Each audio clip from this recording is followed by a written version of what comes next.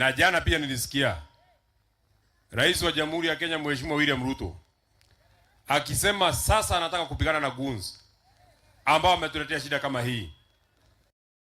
Na hawa sio goons wa kawaida. Hawa ni goons wanaitwa police goons.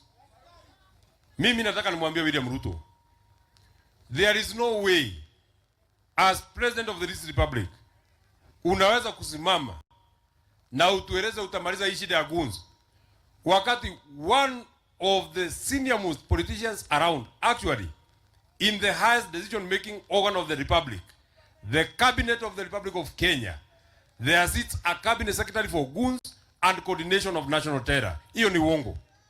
Kama unataka tuamini unataka kupigana na goons, utaanzia na Murkomen.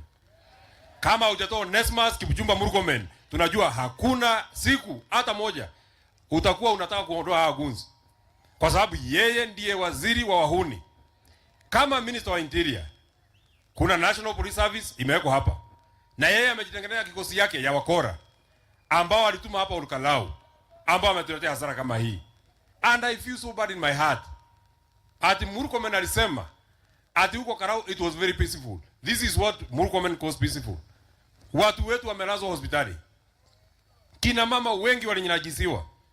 Wawili hawa wamelala hapa wakiwa wameuawa na askari ambao wametumwa na Kipchumba Murkomen. Lakini akipatiwa nafasi anasema all Karau was very peaceful. This is what you call peaceful, Murkomen. Shame on you, Murkomen. Shame on you, Murkomen. But we want to say this to the president of this republic. The honors is on you. You are the appointing authority. You are the one that has given Onesphas Kipchumba Murkomen these sweeping powers to kill and maim and rape our people. These people that are lying here, they voted for you. 2022, they woke up very early to vote for you. This is how you are repaying us. But we want to say this, and it has been said here, does not matter the number of people that we kill. We are ready. And Mr. Kipchumba Murkomen and Mr. William Ruto, I want to tell you as the Senator of Nyandarua, the Secretary General of the party, we are ready.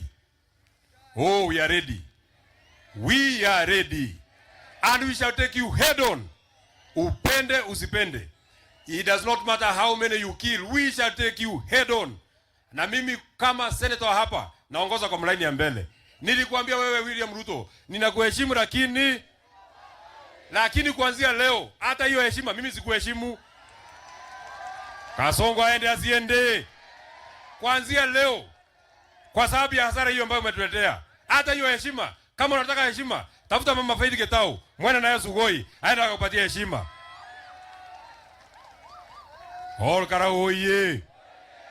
Jambo ya pili na ya mwisho. Jambo ya pili na ya mwisho. Mimi nataka niseme nikiwa kiongozi wa hapa.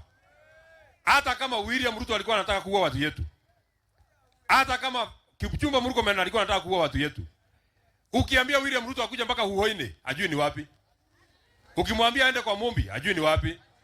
Ukimwambia aende Kanjwere, ajui ni wapi. Mtu mwenye alionyesha William Ruto mahali hao watu walikuwa ni mtu anaitwa Faith Wairimu Getau. Na damu ya watu hawa, wewe Mama Faith, iko kwa mikono yako. Kwa sababu ulikaa chini wakati watu wanapanga kuua watu ambao walikupigia kura. Watu hao walikupigia kura mara mbili. Wewe Mama Faith we are trying to